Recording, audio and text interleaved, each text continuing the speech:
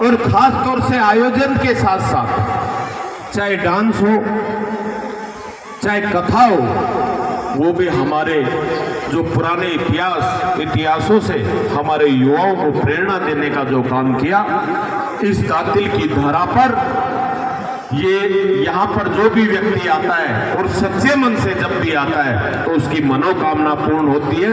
और मैं अपनी ओर से भाई मुकेश जी को धन्यवाद अर्पित करता हूँ कि जब भी ये लोग बुलाएं और जो प्यार और सम्मान आपको दिया उसको सदैव याद रखना, और जब भी कभी आवाज लगाई तो एक आवाज के उपकरण के बीच में दौड़कर चले आना, यही ईश्वर से काम करना।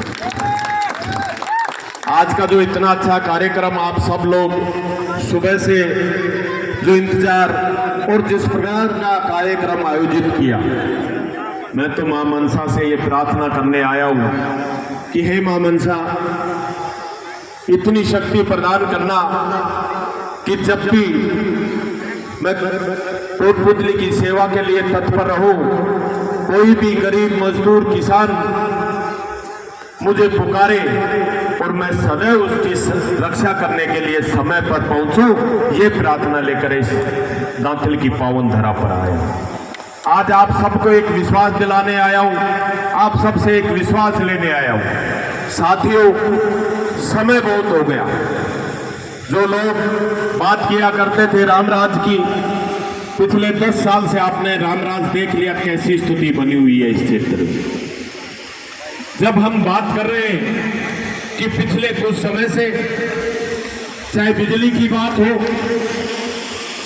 चाहे कानून व्यवस्था की बात हो, मैं तो आज आप लोगों को कहना चाहता हूं, पूरे कोटपुतली तहसील के नहीं पूरे राजस्थान के अंदर जिस प्रकार की कानून व्यवस्था चौपट है, जहां थाने के अंदर श्लोक लिखे जाते थे कि अपराधियों में भय और आमजन में विश्वास, आज कोटपुतली का उसका विपरीत आपको देखने को मिलेगा कि आमजन में भय और अपराधियों में पुलिस के प्रति विश्वास। ऐसा माहौल इस कोटपुतली में बनाया हुआ है। जो लोग बात किया करते थे कानून में शांति व्यवस्था बनाए रखने की, मैं आज पूछना चाहता हूं क्या स्थिति बन गई इस पूरी कोटपुतली में, जहां कभी चाकू मारना, कभी फायरिंग करना आए दिन आम बात हो गई। और अगर मुलजिम भी जो फायरिंग कर जाते हैं, जब ये कुछ ही समय पहले की बात है, डागला रोड पर एक दुकान के अंदर जैसे ही वो दुकानदार उठा, उस पर फायरिंग की, उसके साथ पुलिस वाले भी खड़े हुए, लेकिन पुलिस वालों की हिम्मत नहीं कि उनको पकड़ सके,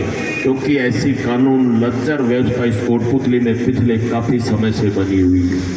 हम सबको इसको सुधारने की आवश्यकता है। आज हम बिजली की बात करते हैं, मैं आपको विश्वास दिलाना चाहूँगा, जब पहली बार मैं 2008 के अंदर इस धरा पर आया और जब मैं आया, आप लोगों ने जो आशीर्वाद प्रदान किया और आशीर्वाद प्रदान करके राजस्थान की विधानसभा में भेजा, जब मैं आया तो आप लोग कहा करते थे कि यहाँ बिजली और पानी की बड़ी समस्या है। मैं सम्मानीय अशोक जी गहलोत को धन्यवाद देना चाहूँगा कि मैं तुरंत गया और उसी के 2 महीने के अंदर अंदर आज जो ये फीडर बनकर तैयार है, ये उसी समय की देन है, ताकि आप सबको वो लाभ मिल सके। आपके पहले जो बिजली आती थी वो पाउटा से आती थी, लेकिन अब आपके यहाँ फीडर होने की वजह से, लेकिन फिर भी रोज सुनने को मिलता है कभी बिजली 4 घंटे आ रही है, कभी 5 घंटे आ रही है। वो क्यों आ रही है, ये कभी सोचा आप लोगों ने? अभी जब मैं घर से चला सुबह 8 बजे, तब एक फोन आया कि राम सिंहपुरा फीडर में पिछले 5 दिन से लाइट नहीं आ रही। मैंने तुरंत बात की एक्शन से, एससी से, मैं कोई स्थिति क्या, मैंने कहा 33 कटी हुई है। मैं कहना चाहता हूँ मेरे भाइयों को, मेरे मातृशक्ति को, मेरे बुजुर्गों को, 33 पहले भी कटती होगी, आज ही क्यों कट रही है? लेकिन क्योंकि ये लोग सिर्फ फैक्ट्रियों को बिजली देने के लिए उनके पास 33 नहीं कटती, गांव में गरीब मजदूर को बिजली देने के लिए, किसान को बिजली देने के लिए इनकी 33 की लाइन कट जाती है। हम सबको इन व्यवस्थाओं को सुधारने की आवश्यकता है। आज चुनाव अभी 2-3 महीने पहले है, लेकिन जिस प्रकार से भाई श्री राम ने आप लोगों का जो प्यार और सम्मान, आज चाहे सौर समाज ने जो मुझे सम्मान दिया, वो कहीं ना कहीं मैं मानता हूँ कि कई बार कुछ ना कुछ कमियों की वजह से आप लोगों से दूर भी रहा, कई बार आप लोग मुझसे नहीं मिल पाए, कभी मैं आप लोगों से नहीं मिल पाया, लेकिन जब व्यक्ति मेहनत करता है, जब व्यक्ति सदैव लोगों की भलाई के लिए काम करता है, पिछले समय से जब भी मैं आता, चाहे भागचंद जी जितने भी सैनी समाज के लोग जो बात करते थे, जब मैं इनसे मिला तो ये करते थे कि यार या थे कि रामस्वरूप का सुनो तो वही होगा। जब तक इन लोगों ने जो माहौल बनाकर रखा कि कोटपुतली के अंदर सिर्फ एक नाम कहो कि रामस्वरूप का सण आ रहा है, अपने आप वोट ले लो।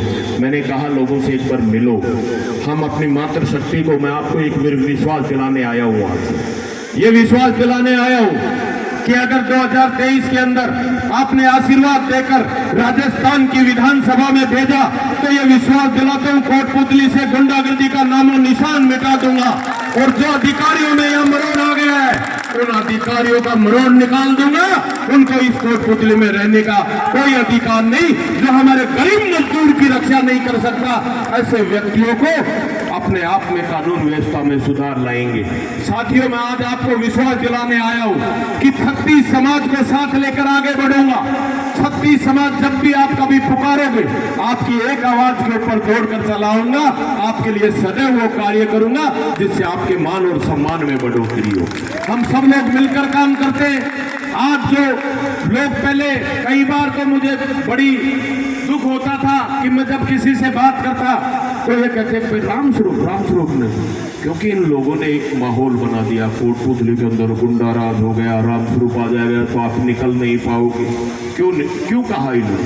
कहीं ना कहीं इनको ये डर लगता था कि किसान मजबूत नहीं हो। आज जब किसान, हमारे यहाँ टमाटर की सब्जी, जब टमाटर की फसल तैयार हुई तो जब हम बेचने जाते थे तो 2 रुपए में, 1 रुपए में बिकता था, और जैसे ही हमारी फसल खत्म हुई तो 200 रुपए किलो भी टमाटर मिले हैं ना, मिले एक नहीं। क्यों? क्योंकि आपकी आवाज उठाने वाला, आपके लिए काम करने वाला जो हमारी मातृशक्ति यहाँ बैठी हुई है, ये कई बार तो ये करती टमाटर ने तो रहबा तो कोई यही सब्जी बना लेना। हम सबको सोचने और समझने की आवश्यकता है साथियों। बहुत से, क्योंकि चुनावी समय कई नई बातें भी करने आएंगे। मुझे आज वैसे तो मैं धन्यवाद भी अर्पित करना चाहूँगा पुलिस प्रशासन का कि जब से आपका ये जो प्रोग्राम चल रहा था उसमें कम से कम 2 गाड़ियाँ इन लोगों ने पूरी व्यवस्था के लिए यहाँ रखी, और उन भाइयों को भी धन्यवाद अर्पित करूँगा जो पूरी ड्यूटी दे रहे हैं क्योंकि वो भी हमारे बीच के भाई है। और जब भी कोई भी ये जो प्रेशर में जब काम करते हैं तो मैं तो इतना कहना चाहता हूँ, समय आ गया है, आपका प्रेशर हटा देंगे। ऐसे व्यक्ति को इस कोटपुतली से भगाने का काम अगर कोई कर सकता है तो रामस्वरूप किसान नहीं कर सकता। मैं अकेला कुछ नहीं कर सकता। जब तक आप लोग हाथ से हाथ नहीं मिलाओगे, कंधे से कंधा मिलाकर नहीं चलोगे मेरे साथ, मेरी आवाज बनकर, मैं तो कहना चाहता हूं आप लोगों को कि आपकी आवाज बनकर राजस्थान की विधानसभा में आपके लिए लड़ाई लड़ूंगा, और ऐसे जब भी कोई बात आएगी तो आपके लिए सदैव खड़ा रहूंगा। लेकिन आप राजस्थान की विधानसभा में पहुंचने का जो मार्ग है वो है कि आप अगर मुझे मत दोगे तो मैं राजस्थान की विधानसभा में पहुंचूंगा, अगर किसी और व्यक्ति को मत दिया तो वो राजस्थान की विधानसभा में पहुंचेगा। पहले वाली बात नहीं है कि रानी की कुपोष से पैदा हुआ और वो राजा बन गया। अब जमाना बदल गया, अब लोकतंत्र है। अब आप जिसको मत देते हो उसको 5 साल के लिए अपना सेवक चुनते हो, और उस सेवक का कर्तव्य होता है कि वो जनता की भावनाओं के अनुरूप काम कर सके। मैंने साथियों बहुत सा देखा, आप कहा करते थे आज अवैध खनन की बात जब हम लोग करते तो देखिए पूछारा बांध जो काफी समय से बना हुआ था, उस बांध के अंदर भी ब्लास्टिंग कर रहे हैं।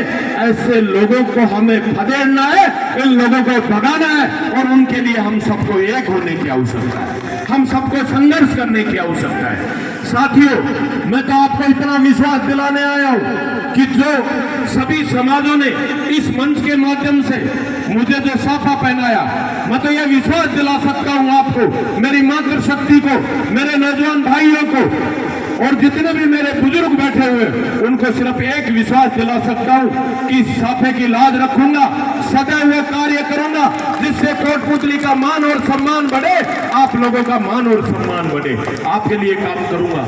बात आज हम सब लोग जो मिलकर भाईचारे की बात करते हैं, अभी पिछले कुछ समय की बात है, 20-23 तारीख के आसपास बहुत से लोग फिर दुकानों पर जाने लगे और दुकानों पर जाकर कहते हैं कि भैया तुम मेरा मोबाइल सही कर। होटल पर जाकर कहते हैं कि मुझे खाना खिला, तो उन्होंने कहा खाओ मोबाइल भी ठीक कराओ।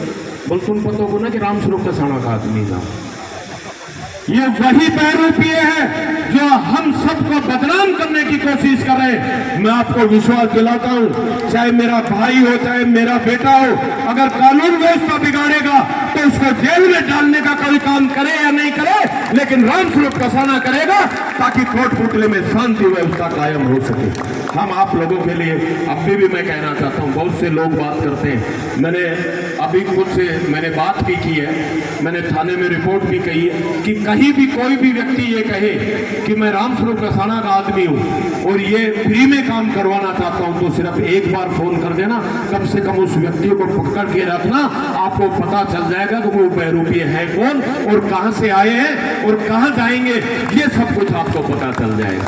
कोटपुतली के अंदर बिगड़ी हुई कानून व्यवस्था, लच्चर कानून व्यवस्था, कहीं भी कोई सुनने वाला नहीं। अभी हमारे यहाँ 5-5 विभाग होने के बाद में थानों में स्टाफ नहीं, रात को गश्त नहीं, ऐसी स्थिति जो कोटपुतली में बनी हुई है। मैं तो आज मनसा माता को